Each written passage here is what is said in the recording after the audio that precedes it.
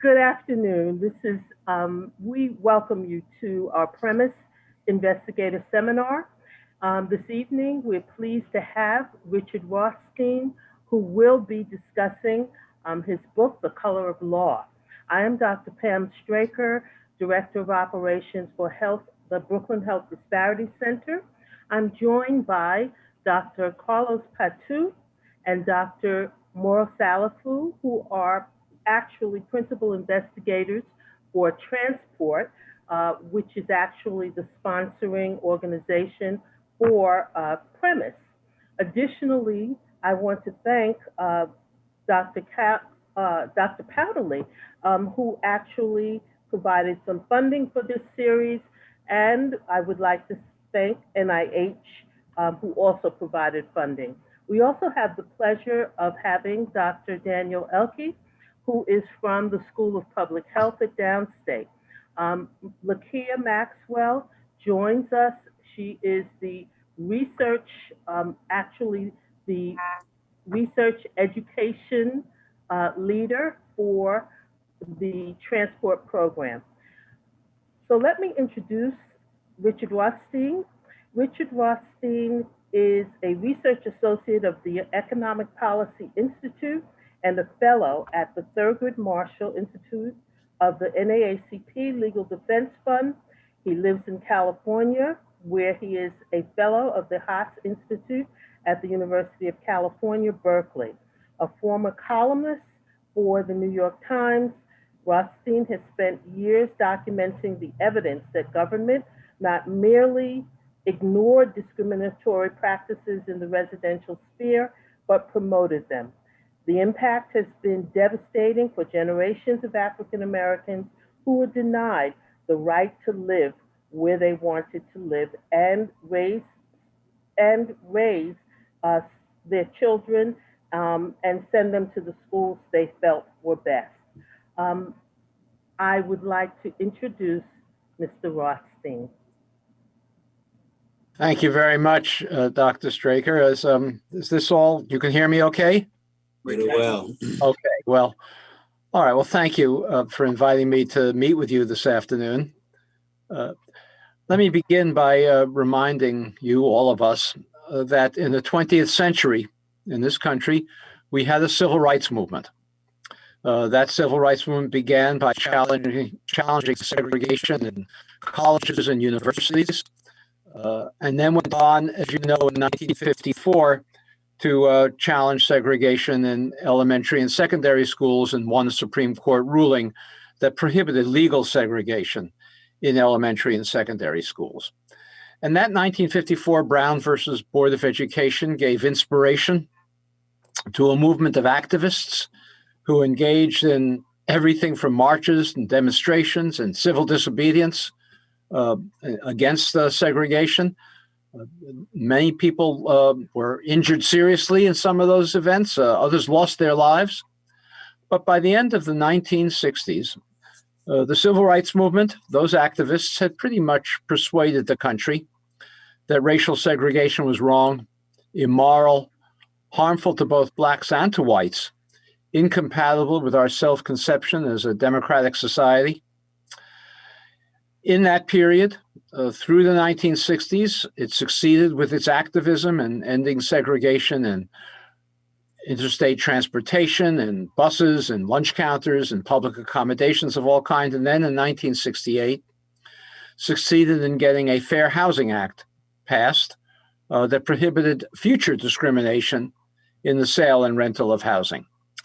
And then at the end of the 1960s, the civil rights movement pretty much ended and left untouched the biggest segregation of all, which is that every metropolitan area in this country is residentially segregated. We live in an apartheid society. Clearly defined areas that are all white or mostly white, clearly defined areas that are all black or mostly black.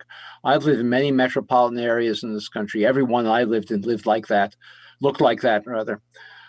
How could it be that we came to understand that racial segregation was wrong, immoral, harmful to both blacks and whites, incompatible with our self-conception as a constitutional democracy, and yet left untouched the biggest segregation of all? Well, partly, I guess you could say, it's hard to end residential segregation. If we pass a law prohibiting segregation in buses, the next day you sit anywhere you want on a bus. But if we pass a law prohibiting segregation in neighborhoods, the next day things wouldn't look much different. And so what we've done, all of us, and I mean all of us, liberals, conservatives, blacks and whites, northerners, southerners, we've adopted a national rationalization, an excuse we give ourselves for not continuing the civil rights movement to address the biggest segregation of all. And that national myth goes something like this. We tell ourselves that the segregation of lunch counters or buses or public accommodations, that was all done by government. We say if it was a federal government requiring segregation, the civil rights violation, a violation actually of the Fifth Amendment to the Constitution. If state and local governments were requiring segregation, it was a violation of the 14th Amendment to the Constitution. All of these are civil rights violations. And as American citizens, we have an obligation to do something about it, to redress residential segregation. To redress civil rights violations. But we tell ourselves that residential segregation is something entirely different. We tell ourselves that residential segregation wasn't created by government. It was not created by law, by regulation, by public policy of some kind. Residential segregation, we tell ourselves, just sort of happened naturally. It happened by accident. It happened because private homeowners or landlords wouldn't sell or rent to African Americans in white neighborhoods. Or maybe it happened because private businesses, banks, real estate agencies, developers discriminated in how they carried out their work. Or maybe we tell ourselves it's because blacks and whites just like to live with each other of the same race. So we feel more comfortable that way. Or maybe we tell ourselves it's all the result of income differences. African Americans on average have lower incomes than whites, and so many can't afford to move to higher opportunity neighborhoods.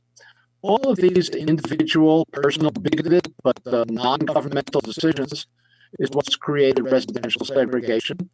And we tell ourselves that what happened by accident can only unhappen by accident. What happened naturally can only unhappen naturally. We give a name to this rationalization. We say that what we've got when it comes to neighborhood segregation is something called de facto segregation, the term we all use. It just happened in fact, not in law. Well, excuse me, as you heard a few minutes ago, I used to be the education columnist at the New York Times. And I spent many years writing about education policy and writing columns as well as research reports on education. And I spent much of the 1990s and 2000s criticizing the dominant educational theory of education policymakers in this country. And that theory was that we had an achievement gap between black and white children. On average, black children achieve at lower levels than white children. But the reason for the achievement gap, we were told, was because teachers had low expectations of black children. They were bigoted. They didn't try very hard. And the theory was if only we could make teachers try harder, the achievement gap would disappear. I consider it a ludicrous theory, but we enacted it into law, into a federal law. It was called the No Child Left Behind Act. We required children to be tested every year. We were going to hold teachers and schools accountable for those test scores. And if we forced teachers and schools to pay more attention to these test scores, the achievement gap was going to disappear. So I said it was a ludicrous theory. It, of course, didn't work. We still have the achievement gap and just about the same magnitude that we had in 2001 when we passed that law. And it's not that the only thing, let me just say, the only thing that that law accomplished was that it gave schools an incentive to abandon a well-rounded curriculum and just spend all their time drilling children in math and reading so that they might be able to raise their test scores. But I regard the law as silly, and I wrote many, many columns about it, because the reason we have an achievement gap is not because teachers have low expectations. Of course, there are some bigoted teachers who don't try very hard with low income or black or Hispanic children. But that's not the major cause of the achievement gap. The most important cause is the social and economic conditions that children come to school with. And you're familiar with many of them. I remember writing one column, Trespassing on Your Turf, about asthma. As you know, in New York and Chicago and other cities like that, African-American children have asthma at 4 times the rate of middle-class children. I don't actually know, and maybe you can tell me later what the rate is in Brooklyn, but I think it's probably like that. And the reason that they have such a high asthma rate compared to middle-class children is because so many low-income African-American children live in more polluted neighborhoods, more diesel trucks driving through, more dilapidated buildings, more vermin in the environment, in some places, empty lots kicking up dust. And in this column I wrote, I explained that if a child has asthma, not every child, but the child is more likely, if that child has asthma, to be up at night wheezing, coming to school drowsy the next day. And if you have 2 groups of children, identical in every respect, same racial breakdown, same social and economic background, same family structure, but one group has a higher rate of asthma than the other, that group is going to be drowsier in school on average, not by a lot, and achieve at lower levels when tests are given. Doesn't make a big difference, but then when you begin to think of all of these conditions that children in disadvantaged low-income neighborhoods come to school with, whether it's asthma or lead poisoning, which, as you know, has a measurable impact on IQ, or homelessness or economic insecurity, pretty soon you've explained the achievement gap. It's not that some teachers aren't bigoted, but that's not the major cause. And then as I was doing this work, I began to realize that it's one thing if a child has asthma or lead poisoning or homelessness. What happens when you have a school where every child is coming to school with one or more of these conditions? How can such a school ever be expected to achieve at the same levels of schools where children come to school well-rested and well-nourished and in secure economic environments? You can't have that expectation no matter how many laws you pass and no matter how often you test children. So I began to think of these schools where we concentrate children as being an educational problem. And we call those schools segregated schools. And schools today are more segregated in this country than they ever have been in the last 45 years. And the reason that they're so segregated is because the neighborhoods in which they're located are segregated. So neighborhood segregation becomes an educational problem as I looked at it. And then in 2007, I read a Supreme Court decision that evaluated 2 school districts. One was Seattle, Washington. Another was Louisville, Kentucky. Both of those districts had a program where they permitted parents to choose the school that their child would attend within the district. But if that choice was going to exacerbate racial segregation, the choice wouldn't be honored in favor of the choice of a child who wouldn't. So if you had an all-white, mostly white school, and both a black and a white child apply for the last remaining place in that school, the black child would be given some preference because that child would help to desegregate the schools. A trivial program. How often do you have one place left and both a black and a white child apply for it? But the Supreme Court evaluated it, denounced the program. The controlling opinion was written by Chief Justice John Roberts. He explained, it's true, he said, the schools in Louisville and Seattle are segregated, but he said they're segregated because the neighborhoods in which they're located are segregated. And the neighborhoods are segregated, he said, de facto, without government involvement because of the private bigotry and actions of private businesses and self-choice and income differences that I described a few minutes ago. Well, I read this decision, this was in 2007, and I recalled reading something that happened some years prior in Louisville, Kentucky, one of those 2 school districts. Outside Louisville, in a suburb called Shively, an all-white suburb of single-family homes, there was a white homeowner who had an African-American friend living in downtown Louisville, renting an apartment. Had a wife and a child, wanted to buy a single-family home, but nobody would sell him one. So the white homeowner in this white suburb of Shively bought a second home in his community, sold it to his African-American friend. The African-American friend, by the way, was a decorated Navy veteran, but sold it to his African-American friend. When this decorated Navy veteran African-American family moved in, an angry white mob surrounded the home, protected by the police, They threw rocks through the windows. The police made no effort to stop it. They dynamited and firebombed the home. The police made no effort to stop it.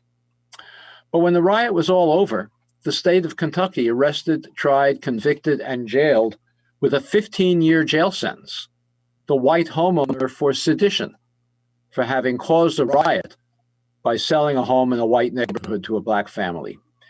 And I said to myself, this doesn't sound to me much like the de facto segregation that Chief Justice John Roberts is referring to. Maybe there's more to it than he knows. And I began to look into it further, and I discovered there were hundreds and hundreds of cases. I'm not exaggerating when I use these numbers, of police protected, sometimes even police organized and led mob violence to drive African Americans out of homes that they had legitimately purchased or rented in white neighborhoods. These were not just in border states like Kentucky. These acts of police protected or led or organized violence were in New York, in Chicago, in Detroit, in Boston, and Maryland, and California, and in San Francisco, and Los Angeles, everywhere in the country. There were these actions of mob violence, every one of them, where the police were either protecting or organizing or leading mob violence, was a civil rights violation, a violation of the 14th Amendment. Police are agents of the state. And as civil rights violations, we have an obligation to remedy them. We've never remedied any of them. We've left them go unaddressed. And then I began to look into it further. And I found that there were many, many policies of the federal, state, and local governments that were equally explicit on a racial basis, designed to ensure that African Americans and whites could not live near one another in any metropolitan area of this country. Every one of them was a civil rights violation if the federal, state, or local governments were enacting these policies or ordinances or laws. We have an obligation as American citizens to remedy them. The notion of de facto segregation, I concluded, and that's why I decided to write this book, is utter nonsense. There's no basis in reality to it whatsoever. But for government action, we would not be living in the kind of apartheid society that we're living in today.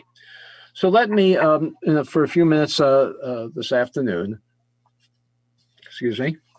describe some of the important policies that the federal government followed to ensure segregation in this country.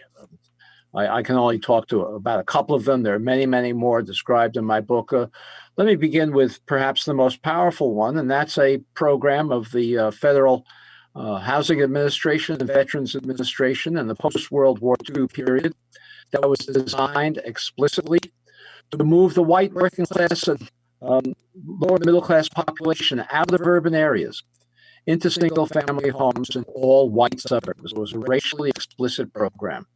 We have a lot more integration in downtown areas in the mid-early 20th century than we have today, simply because we were a manufacturing economy and jobs had to be located near deep water ports or railroad terminals so that factories could get their parts and ship their final products that way. And so both black and white workers were living close enough to be able to walk to work.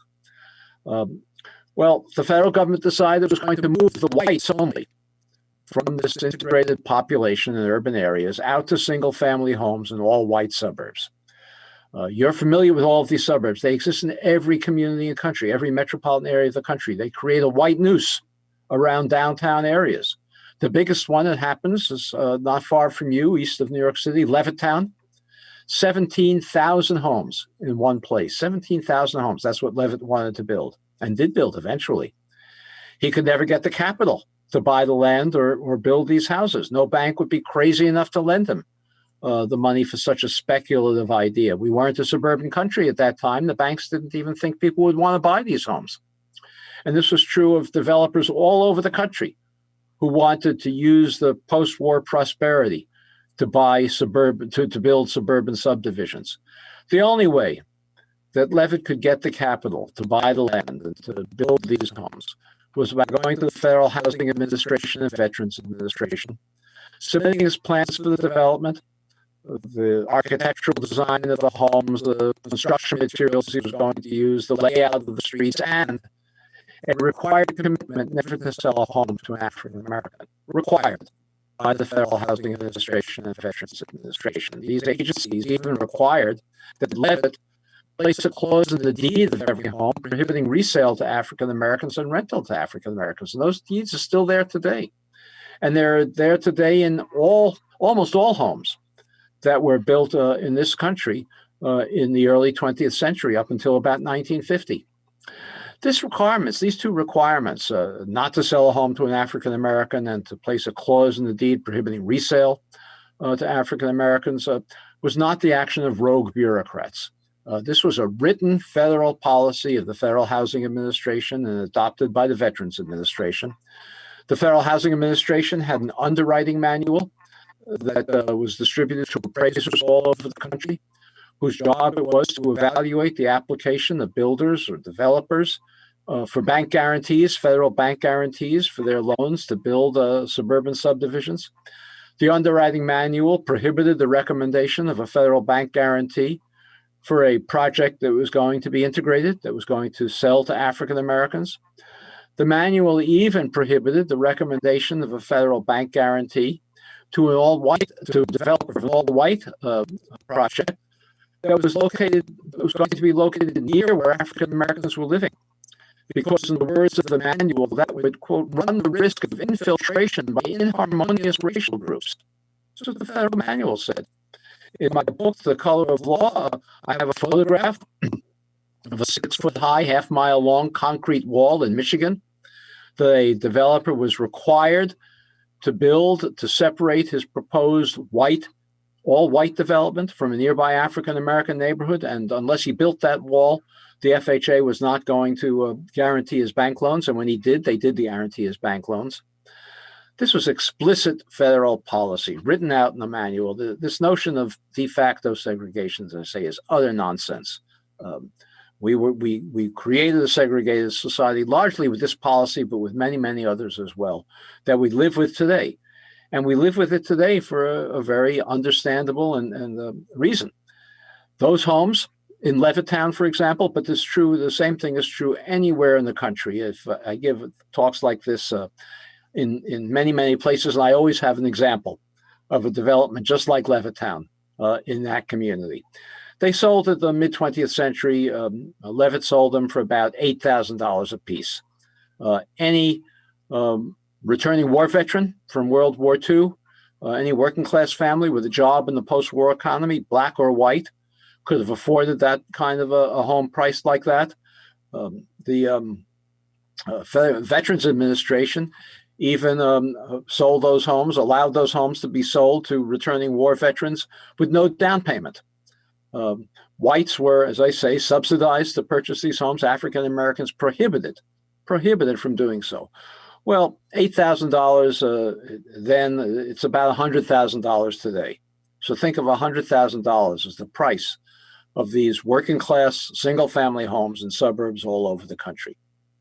As you know, I'm not telling anything you don't know, those homes no longer sell for $100,000.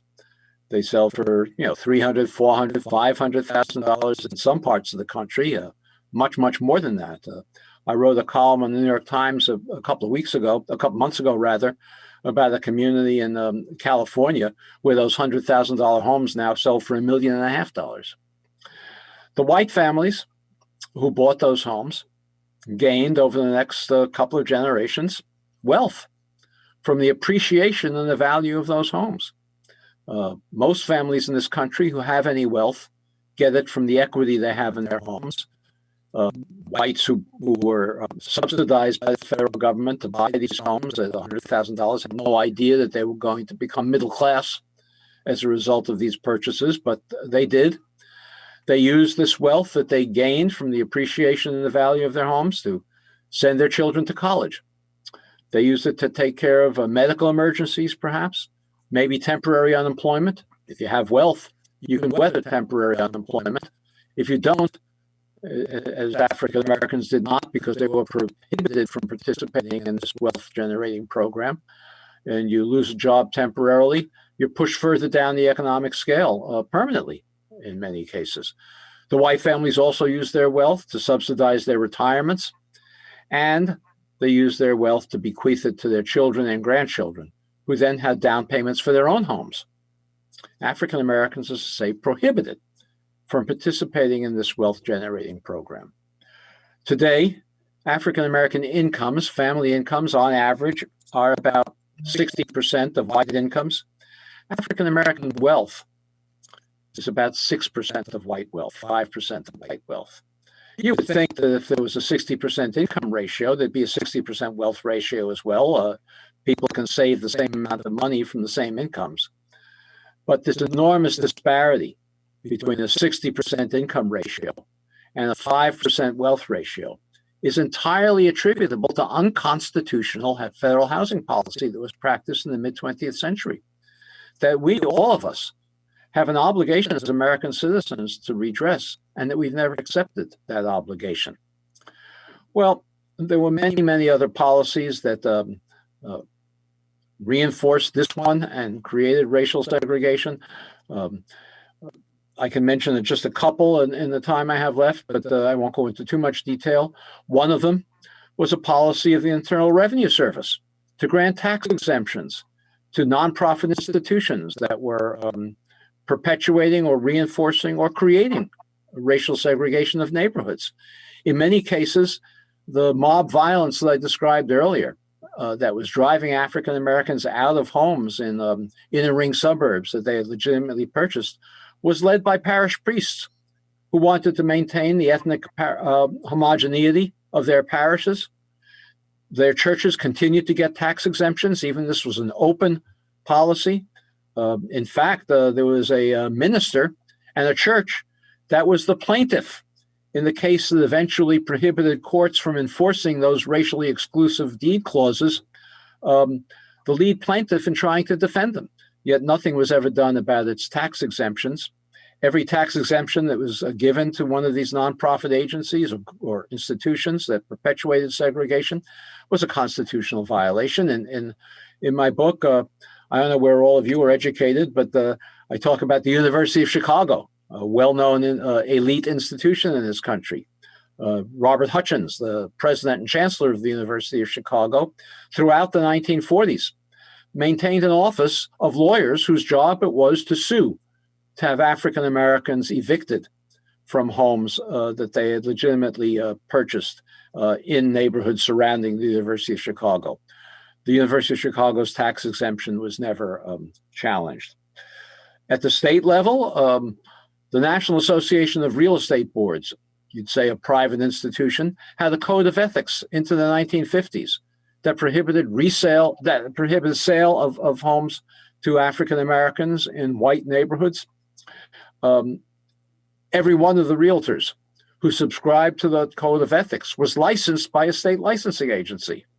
Every time a state licensing agency licensed a realtor or a real estate agent who subscribed to that code of ethics, as they all had to do, was committing a 14th Amendment violation every time they granted such a license. Never been remedied. Public housing is something that I'll just mention very briefly. It did not begin as a program to house poor people the way we think of it today. Public housing, the first civilian public housing in this country, was created in the New Deal during the Depression by the Roosevelt administration. It was not for poor people. We had a 25% unemployment rate during the Depression, but public housing was for the 75% who were employed, had good jobs, stable incomes, could afford to pay the full cost of the housing and the rent. It wasn't subsidized. But every way that the Public Works Administration, the first New Deal agency, built public housing, it built it on a segregated basis, frequently creating segregation where it hadn't previously existed. The great African-American poet, novelist, playwright, Langston Hughes, described in his autobiography how he grew up in an integrated downtown Cleveland neighborhood. That's not how we think of downtown Cleveland today, but as I mentioned before, we had many integrated neighborhoods in the early 20th century because all the jobs were in that place and workers didn't have automobiles to drive to work, so they all lived in the same neighborhoods. Well, Langston Hughes says he lived in an integrated downtown Cleveland neighborhood, says his best friend in high school was Polish, says he dated a Jewish girl in high school. Pretty commonplace if you have an integrated high school and an integrated neighborhood. But the Public Works Administration went into that neighborhood, demolished housing, and created two separate projects, one for whites, one for African Americans, creating a pattern of segregation in Cleveland that otherwise would never have existed, and especially as it was reinforced with other segregated projects elsewhere in the city. Well, I said before, I don't know where you all got your educations. Maybe it wasn't the University of Chicago. Maybe you know something about Cambridge, Massachusetts. The area between Harvard and MIT, the Central Square neighborhood, was a fully integrated neighborhood in the 1930s, about half white and half black. But the Public Works Administration demolished housing there, built separate projects, the federal government, one for whites, one for African Americans, and with other segregated projects elsewhere in the Boston metropolitan area, created the segregation that we know today. There were so many of these racially explicit policies that federal, state, and local governments followed, that they created a system, interacting system of policies. They weren't coordinated, they didn't have to be. Each one reinforced the other. And when I was writing the book, my book, The Color of Law, I wasn't so much surprised by the individual policies, but what surprised me was how widespread these policies were and how much of an opportunity they had to reinforce each other with a common racial theme. Well, let me say a few words before I stop and we have a discussion. The policies to redress segregation are well known. No mystery about them. Think tanks, housing experts, policy experts spin out ideas all the time about how to redress segregation. What's missing is not policy ideas. What's missing is a new civil rights movement that's going to make, as John Lewis said, good trouble, to make it uncomfortable to maintain the patterns of segregation that we have in this country on a completely unconstitutional basis. I'll mention a few of the policies to show how obvious they are, but I'm not suggesting that giving these ideas to public officials will make them happen, because there's no political support for them. In the absence of a citizenry that's aroused and organized and mobilized to end segregation. I mentioned these suburbs earlier that were created by the Federal Housing and Veterans Administration. Homes initially cost about $100,000 and now cost much, much more than that. Levittown is an example. Well, the Fair Housing Act of 1968 that prohibited future discrimination resulted in Levittown now having an African American population of about 2%. There are certainly African Americans who can afford to buy homes for $300,000, $400,000, $500,000. But Levittown is located in a broader neighborhood that's about 15% African American. Well, here's a narrowly targeted remedy for that very specific constitutional violation. We should have an affirmative action program in housing whereby the federal government, and I'm just using Levittown as an example, buys up 13% of the homes in Levittown at market rates, $300,000, $400,000, $500,000, and resells them at deeply discounted rates to African Americans who would be living there today, but for the unconstitutional, I'm not talking about specific individuals who would be living there today, but they would have an African American population today if it were not for these unconstitutional policies. We also have programs at the low end of the income scale. I mean, the program I just described of an affirmative action program in housing would be targeted at working class, middle class African Americans. You know, working class and middle class African Americans live in much more poorly resourced neighborhoods than whites with identical incomes. But there are policies we have at the low income end of the scale also that reinforce segregation today. The biggest subsidy we have for low-income families is the low-income housing tax credit. Maybe you've heard of it. It's a program that's administered by the U.S. Treasury Department. It issues tax credits to states based on their population, and the states distribute these to nonprofit developers who then can build subsidized housing for low-income families. Absurdly, the Treasury Department regulations place a priority on placing low-income housing tax credit units in existing low-income neighborhoods, reinforcing their segregation. I'm certainly not opposed to building better housing in low-income neighborhoods. We should do that. We should build better housing in all neighborhoods. But to place a priority on the reinforcement of segregation, that's backwards. We should build better housing in those neighborhoods, but we should also be placing a priority on building affordable units for low-income families, disproportionately African-American and today increasingly Hispanic, in high-opportunity communities where there's access to jobs, to transportation to get to those jobs, to grocery stores that sell fresh food, to schools with better funded. That's where we should be placing more of our housing, but we're not doing so. And there's no opportunity to do so because many of the communities where we should be placing this housing have zoning ordinances that reinforce their segregation by prohibiting the construction of anything but single-family homes, and sometimes on large lot sizes. Those zoning ordinances, I think, are a violation of the Fair Housing Act, even unconstitutional because they reinforce an unconstitutionally created segregation. Well, what are the consequences of the segregation? Let me just conclude with this. What are the consequences of the segregation that we've created? Well, I've already mentioned the achievement gap in schools. You know very well it also contributes in significant ways to health disparities between African Americans and whites. African Americans have, you know better than I, have shorter life expectancies on average, greater rates of cardiovascular disease, because they live in less healthy neighborhoods, more stressful neighborhoods, more polluted neighborhoods, less access to, both to healthcare and to grocery stores that sell fresh food. The segregation that we have is also an important contributor to the discrimination by police and the mass incarceration that results from it against African Americans. I'm not suggesting that there would be no police discrimination if we didn't have segregation against African Americans. There would be some. But when we concentrate the most disadvantaged young men in single neighborhoods without access to jobs or the transportation to get to good jobs or the schools that have high achievement, we make confrontations between the police and those young men inevitable.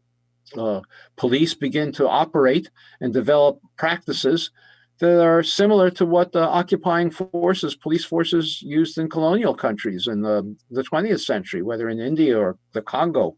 The police are charged with controlling a suppressed population.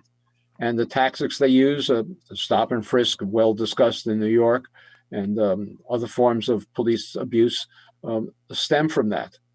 And finally, let me conclude by saying that the segregation that we created has another, a very, very dangerous and frightening consequence.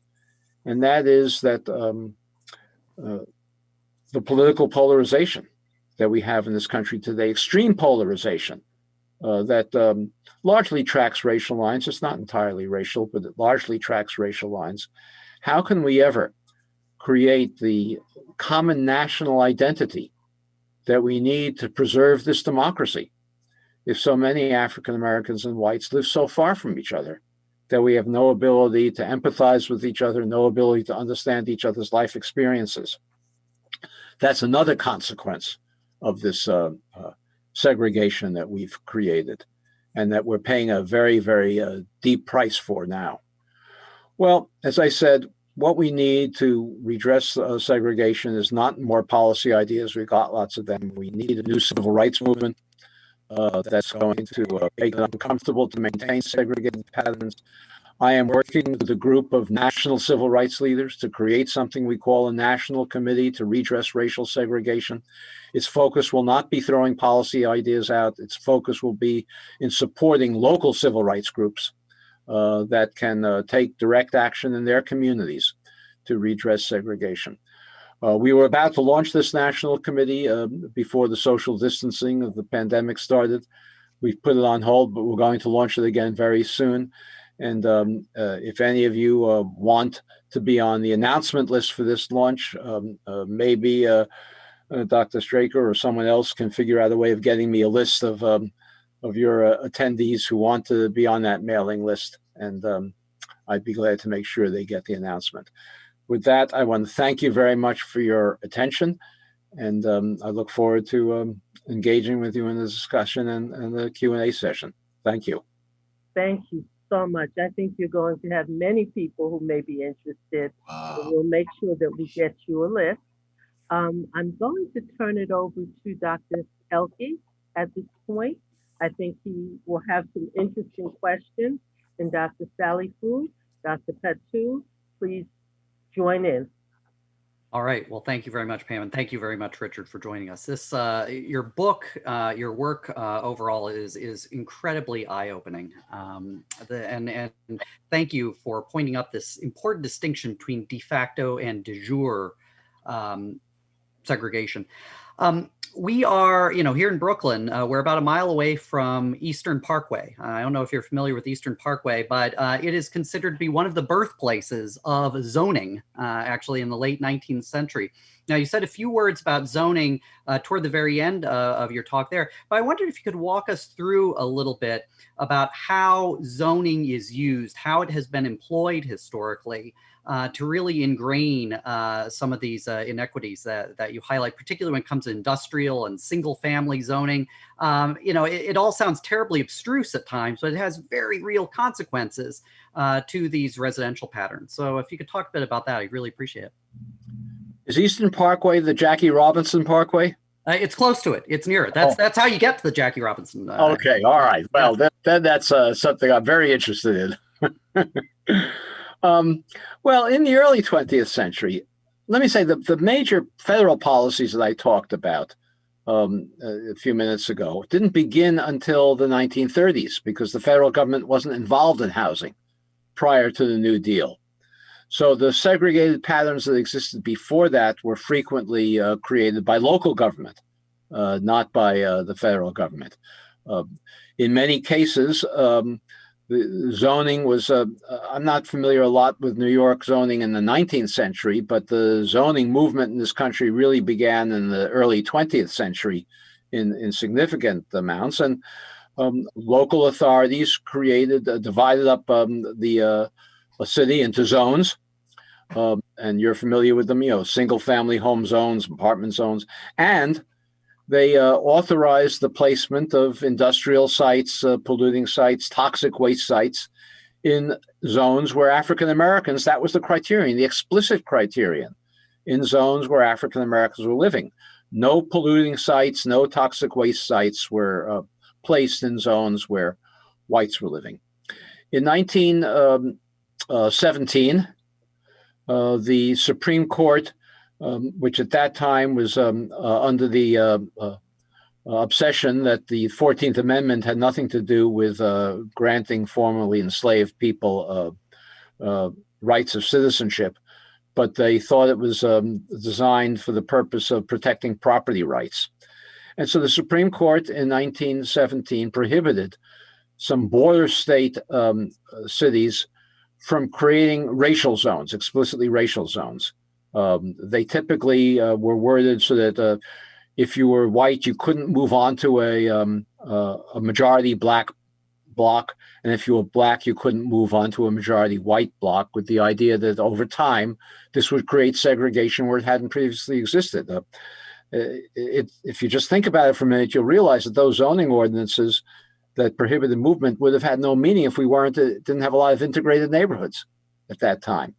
But the Supreme Court prohibited it on the grounds that that interfered with the property rights of an owner to sell to whomever he wanted. Well, following that decision, in 1920, Warren Harding was elected president, and his Secretary of Commerce, Herbert Hoover, created a commission to come up with nationwide zoning proposals to evade the effects of that 1917 decision. And they came up with model zoning ordinances that didn't mention race, but that were the antecedents of the zoning that we have today. In 1926, even though the Supreme Court was going around defending property rights everywhere and preventing, wouldn't let you have a minimum wage law, wouldn't let you have a health and safety law, all of these were interfering in the Supreme Court's view with the right of children, for example, to negotiate with their employers. But it permitted in 1926 the restriction of a property owner's right to build anything but a single family home in a residential neighborhood. And from that 1926 decision, based on the movement that Secretary of Commerce Herbert Hoover began, we got zoning all over the country that eventually locked in the segregation that the federal government had created after 1933. So if you had one of these working class suburbs that were created by the FHA and VA, as they grew in value, those suburbs adopted zoning ordinances that prohibited the construction of anything from single-family homes, and often even from single-family homes on large lot sizes. So these zoning ordinances, we call them exclusionary zoning rules, single-family only zoning rules, perpetuate an unconstitutionally created segregation. Okay, Mr. Rothstein, we have some questions coming in. Latia, would you like to share one question? Sure. This is from Zachary.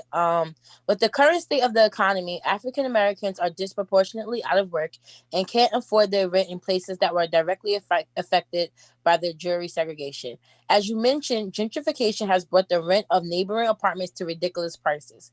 Where exactly could African Americans who do not have wealth and are out of work and are living in these de jure segregated communities go from here? Well, a couple of aspects to your question. Let me make one first point.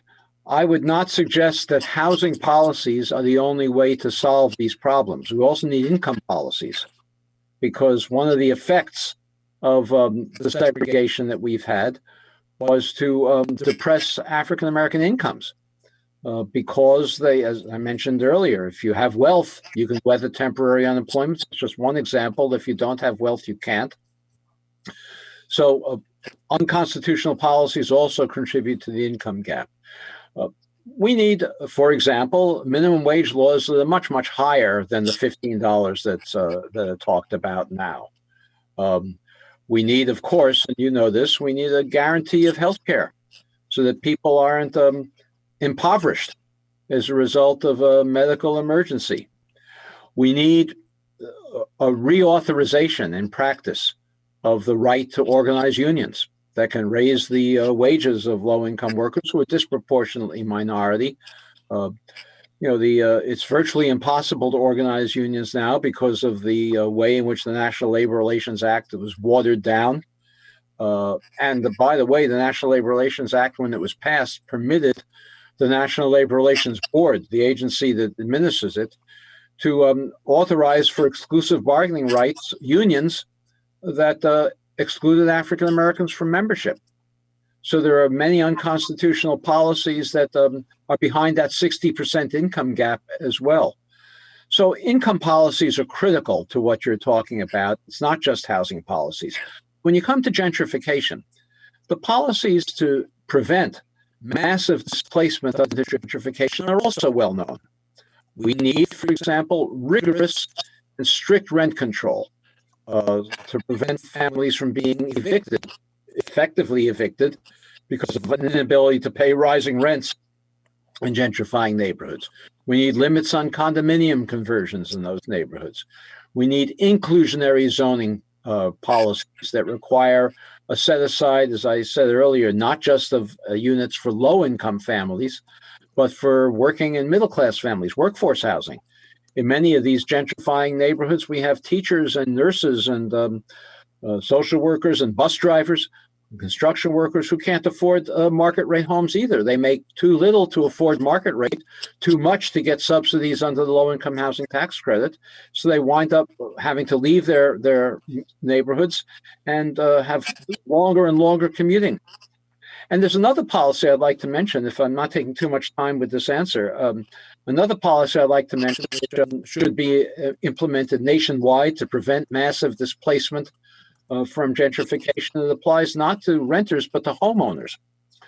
There are many homeowners in gentrifying neighborhoods who have owned their homes for many years, decades sometimes, who may have paid off their homes in full, no longer owe anything on them, but are forced to leave because they can no longer pay the rising property taxes in those communities. This is a nationwide problem. The Commissioner of Internal Revenue, former Commissioner of Internal Revenue under Barack Obama, his name is John Koskinen, advocates a plan whereby we freeze property taxes on all existing homeowners so that homeowners only pay taxes on the value of their homes when they purchase them. Now, California did something like this, as you may know. It was called Prop 13. It's a disaster. It's a disaster because that policy starves schools and the fire departments and other public libraries that depend on property taxes. But that's not a necessary consequence of such a policy. What John Koskinen advocates, and I'm adopting his recommendation, it'll be in my next book. He advocates that we freeze property taxes, as I've said, in existing homes, but then you recapture the lost property taxes at point of sale and return them to the Treasury. So that, for example, if you have a homeowner in a gentrifying neighborhood and may have owned her home for 30 years and bought it for $50,000 30 years ago and pays property taxes on a $50,000 rate, and then sells it for $500,000 when the neighborhood gentrifies, instead of making a $450,000 capital gain, the property taxes deducted from that return to the Treasury, and she only makes a $400,000 capital gain. That's a policy that should be implemented in every community, and that would play a big role preventing displacement from gentrification. And by the way, it's not just single-family homeowners who would benefit from that. It's owners of duplexes who rent out an apartment on the second floor, who also have to leave under those circumstances. Okay. I'll try to be shorter from now on. Wow. Well, this is a very, very full topic. Dr. Salafu or Dr. Patu, do you have questions before we take another one from our audience? Yes, I would like to really thank Richard for a wonderful, talk. I have spent a lot of time, reading on this subject, and this is the first time that I'm actually hearing the real facts. It's amazing what you've said and what the reality of the situation really looks like compared to what you can read on the internet and other stuff. So this is very important. But briefly, I wanted you to go back to the No Child Left Behind Act. My impression is that in order to contribute to the disparity, we really need to start from the beginning. In other words, we can do all the other stuff, but if all the children coming into the world can get access to early childhood education and then from there move on, I think we have a big shot at, narrowing the gap a lot. So what do you say about that? Are we succeeding in that act, or are we just, back to where we were before the act? No, we're not succeeding. All our focus has been on raising test scores, and the test score gap continues. And you're absolutely right. High quality early childhood education, and that should not be confused with pre-K for 4-year-olds. We need to start it much earlier than that. Exactly. And there's some good programs around the country. There's something called, I'm sure you're familiar with it, Nurse Family Partnership, that provides visiting nurses to pregnant women, and it continues those visits through early childhood and conducts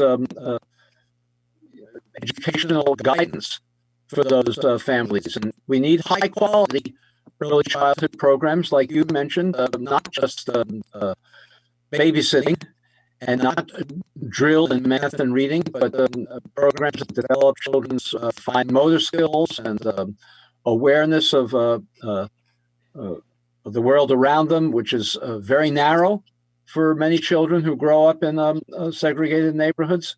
Many of them have never been outside of it.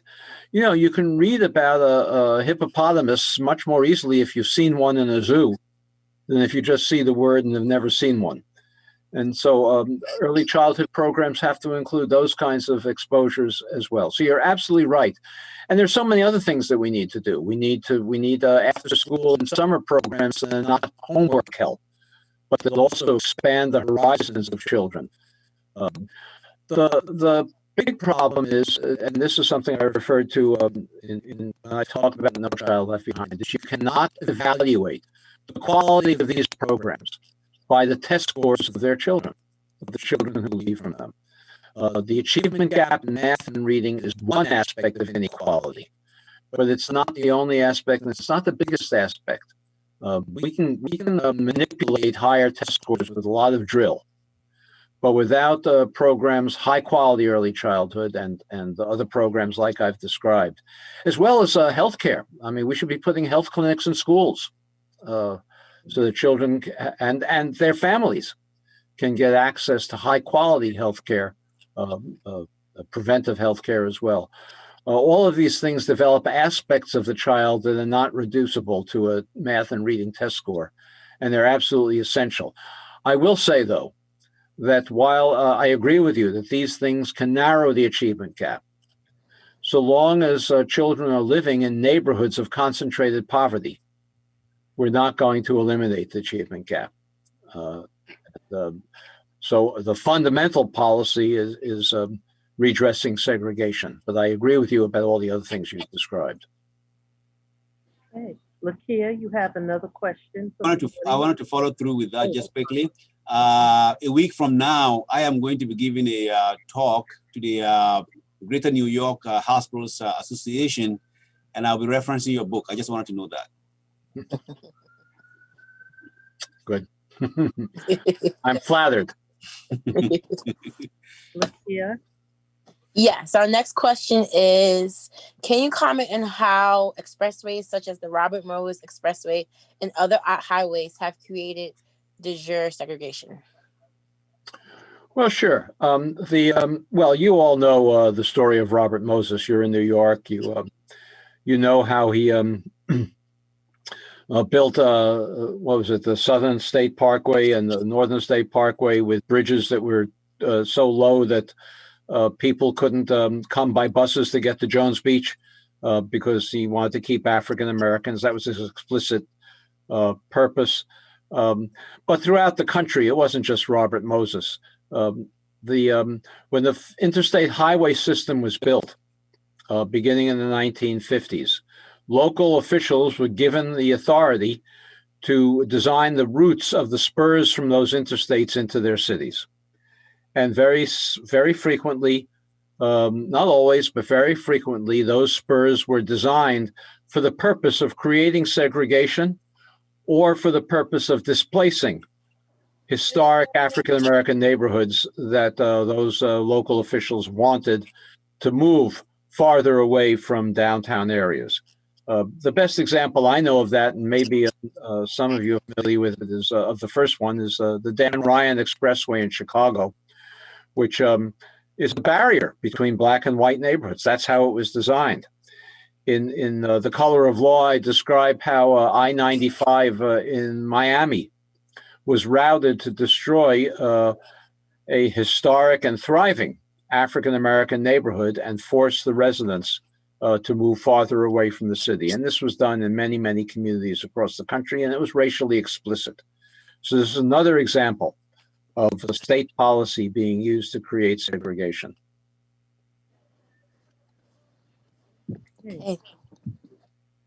Okay, and the next question is, what would you suggest to fix the educational system? Busing was tried and did not work. Would you recommend vouchers and allowing parents to decide to choose the school their children attend? Well, no, I would not. As I say, the fundamental problem with our educational system is that children are living in neighborhoods of concentrated disadvantage, where their own problems are compounded by their exposure to everybody else's problems.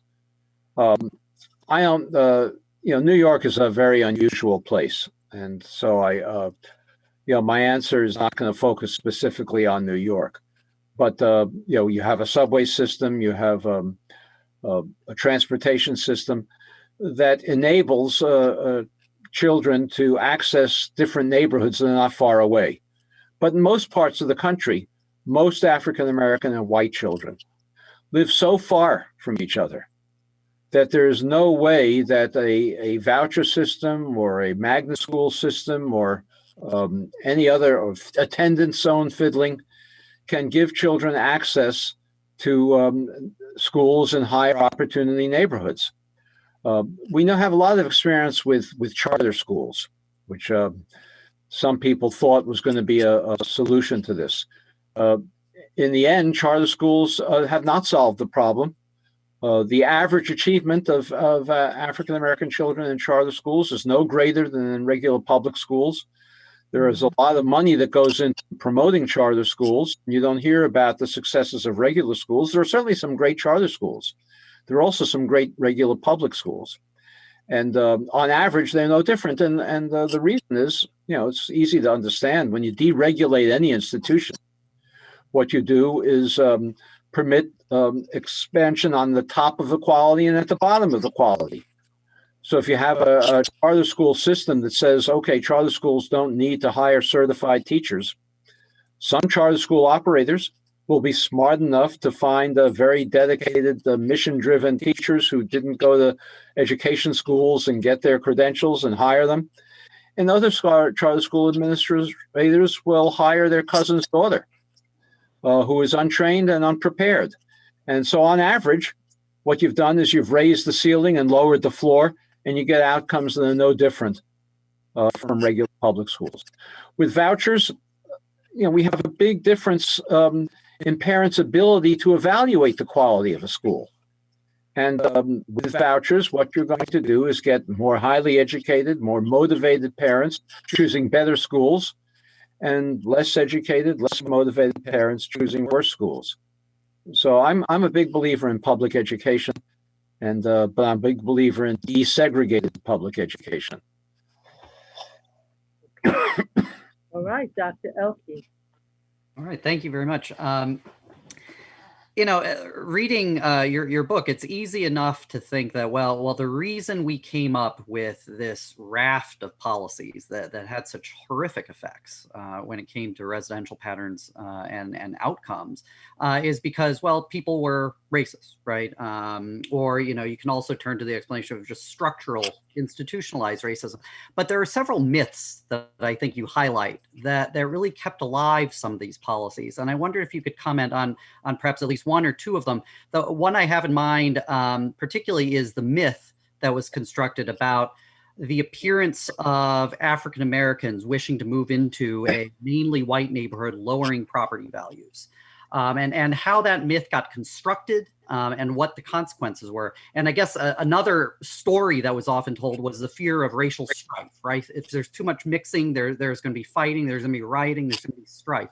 So I wonder if you could talk about, these myths, these stories, why they got constructed, why they were perpetuated, and what effects they had. Well, I'll try to take less than 3 years to answer that question. Sorry, let me address one of them that you mentioned, and that is the myth of falling property values. I mentioned earlier that at the very beginning of my talk that there were many African Americans who moved to predominantly white neighborhoods that surrounded traditionally Black neighborhoods. African Americans were overcrowded, and those who had good jobs could afford to move to the nearest surrounding neighborhood, which was all white. When they did so, property values in those neighborhoods increased.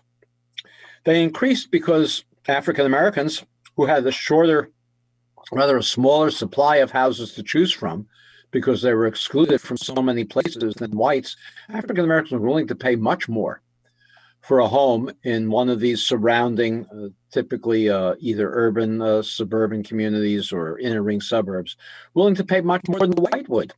So if you had a white family who wanted to move for whatever reason, take a job somewhere else or get a bigger home or whatever, and they put their home up to sale, it was to their advantage to sell it to an African American, not to a white. They get much more money for it.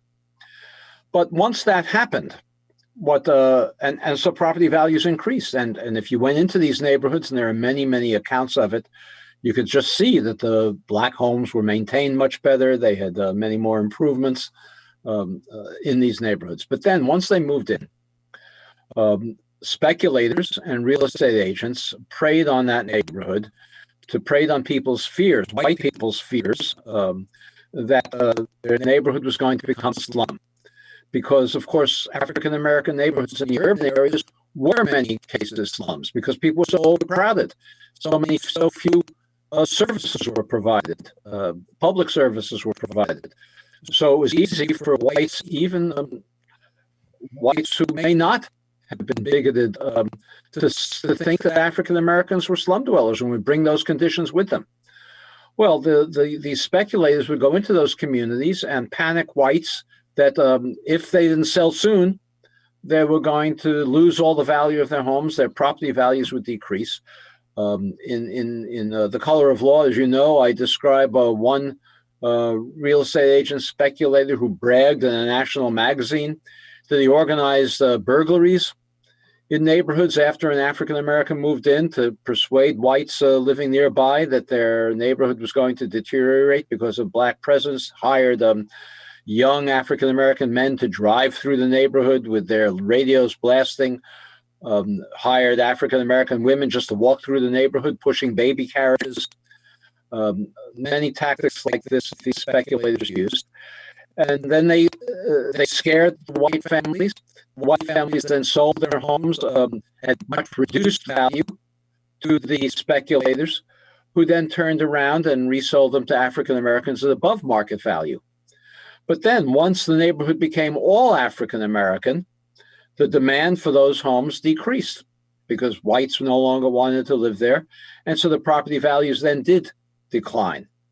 But this is a cycle that was created by, I keep on using the word, perhaps overusing it, unconstitutional behavior on the part of real estate agents who were licensed by the state. And in my book, I don't remember if I talked about this or not. You know, I spent a lot of time accumulating material. Only a small fraction of it went into the book. But in California, you may know the Stanford area in Palo Alto, in one of these neighborhoods where an African-American family first moved in and paid more, East Palo Alto, across the freeway from Stanford. And once the African-American family moved in, the president of the California Real Estate Board set up an office there to panic white homeowners into selling. And eventually that became a low-income Black neighborhood in East Palo Alto. Of course, the civil rights groups at the time protested to the state licensing agency, and about the practice of this realtor, who was the president of the California Association of Realtors, and the state licensing agency said that racial discrimination was not their concern. Thank you very much. I believe Dr. Patu has a question. This has been a wonderful presentation, but one of the things that struck me just in this answer is that we're heading into a presidential debate tonight where the campaign has focused on what we're talking about as if it was a historical paradigm rather than what we are currently watching. In the context of all the work you've done, are you surprised with, hopefully limited, nonetheless, the traction that this has gotten, or not? Well, I'm very surprised. I had trouble publishing this book at first. No literary agent would handle it because I was told by 6 of them before I finally found one that would handle it that we were in a post-racial society and nobody's interested in this kind of thing. So I'm stunned by the reception that my book has had, but it's not just my book. It's Michelle Alexander's book, The New Jim Crow. It's Brian Stevenson's book, Just Mercy. It's the work of Ta-Nehisi Coates. If you look at the bestseller lists, in the New York Times, it's not just my book that's there, but just about every book is about a nonfiction book is about race in one aspect or another. So we are actually having a more accurate and passionate discussion about race in this country than we ever have had before in American history. I'm surprised by it, but I'm also very hopeful. In writing this book, I became hopeful. I know that some people tell me that they got depressed. I got hopeful because so long as we thought it happened by accident, we could think it only cannot happen by accident. Once we understood that it was created by policy, we could understand that policy can uncreate it. And then these Black Lives Matter movements, the demonstrations, 25 million Americans participate in it, most of them whites. Unheard of in memory. we have white elected Southern politicians running around the South removing statues that commemorate the defenders of slavery. That was inconceivable just a few years ago. So we're having a more accurate, passionate discussion about race than we ever have had before. But, as I said, it has to go beyond discussion. It has to lead to local civil rights groups that are created to cause good trouble around issues of residential segregation. I'm hopeful that can emerge out of this passionate and accurate discussion. I'm not confident, but I'm hopeful. And you can do a lot to contribute to it. I talk to groups like yours. I'm not talking to you as physicians. I'm talking to you as citizens, because all of you can be participants in this new civil rights movement if it does emerge. Okay. We have one more question from the audience. So, Lakia? Yes, a question just came through. Have you looked at the high rates of COVID-19 in communities of color in neighborhoods that were redlined in the 1930s? Well, of course, and this is something that you know much more about than I do. It's not that COVID is a racial disease. It's that in neighborhoods where social distancing is more difficult because they're so overcrowded, where people have the kinds of jobs that they can't get on their computers and work from home, it's inevitable that the virus will spread more in those neighborhoods than it does in neighborhoods where people are working from home, can social distance, can live in places where there aren't many people to a room and having to interact with others on the outside in their jobs. So yes, it's the disproportionate damage that the COVID virus is doing to low-income segregated neighborhoods is the direct result of segregation and the overcrowding of communities that where people did not have the opportunity to live in more highly resourced neighborhoods. So you have another expert in that area on this panel, and that's Dr. Filippo. So those of you who are listening, if you ever have the opportunity to hear him speak about COVID and the intersect between social determinants of health and COVID-19, you will get a good excellent presentation. Again, I'm turning it back to Dr. Elke. All right, thank you very much. One thing as I was reading, I saw progressive figure after progressive figure look a lot less progressive when it came to many of these housing policies. And Franklin Roosevelt, Harry Truman, and of course, Franklin Roosevelt relied on Southern Democrats, many of whom had racist political beliefs, relied on them for much of the New Deal, support for the New Deal. But I'm wondering, that there are many people come across, villain is a strong word, perhaps. I don't want to avoid that. But who would you say are some of the heroes of your story? Maybe some unexpected heroes, potentially, who come out of this narrative when it comes to the struggle over housing. Maybe George Romney comes to mind, maybe a little bit during his heyday. Yeah, I think George Romney might be one. As I describe in the book, he was the Secretary of Housing and Urban Development during the Nixon administration, at the beginning of the Nixon administration. The subtitle of my book is A Forgotten History of How Our Government Segregated America. It was no secret.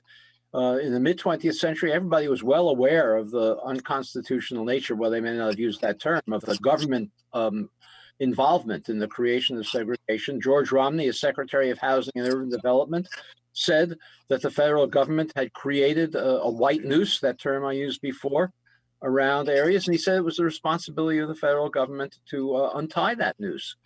And he proposed a program called Open Communities, in which he proposed to deny federal funds, particularly community development block grant funds, to suburban communities that would not open up and desegregate.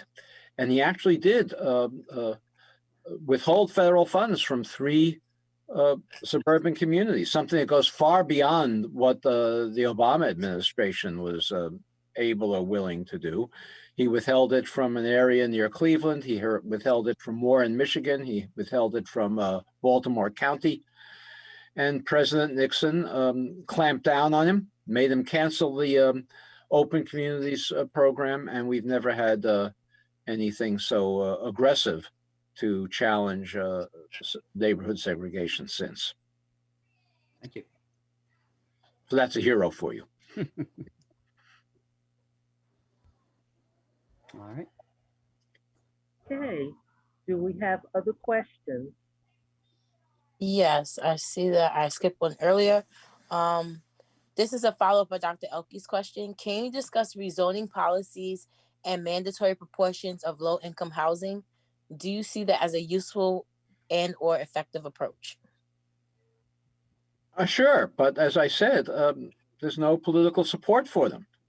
The policies, you know, I say I'm writing a new book. I'm going to go into, but the you know, long lists of policies like the one you just described, but and I think it's useful. But there's no political support for them unless we have a new civil rights movement. And Pamela, I don't have your email address, but if I would like to send you information about how people can volunteer to be part of this committee. So if you would send me a note, I'm sure you have my email address.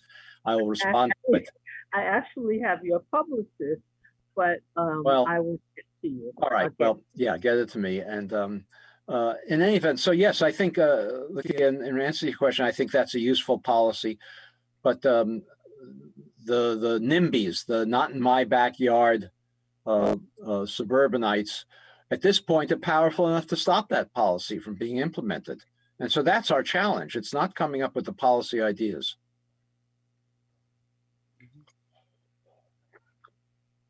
Okay. So we are in the final minute of our time. And I just would like to thank you so much for what has been really an inspired discussion. And frankly, I could listen to it for quite a bit more. But if we do not have other questions, we're not going to just have you hanging around. Dr. Salafu, Dr. Fatu, Dr. Elke, I want to thank you so much for joining us and to adding to a critically important discussion. And Mr. Rothstein, we're going to call you. No, you're going to call me Richard, please. Okay. But we thank you so much. I really mean it. I could listen to this for a while. So I think I may have to do your book on tape so I can be reminded of this. Does anyone have anything else they'd like to add? Big thank you. Big Thank you. you. Thank you very much. Thanks to all of you. Okay. Okay. And I will be in contact, Richard. I'll be in contact. I do have your phone number, so I will text you. With I don't text. I'm too old to text. No. Oh. Just send your email address to my publicist and I'll respond to you. Okay. You know I'm right. Okay. Thank you, everyone. Thank you so much. Thank you. Have a good evening, everybody. Thank Good you. evening. Okay. Evening. Bye-bye. Good night. Bye. Thank you.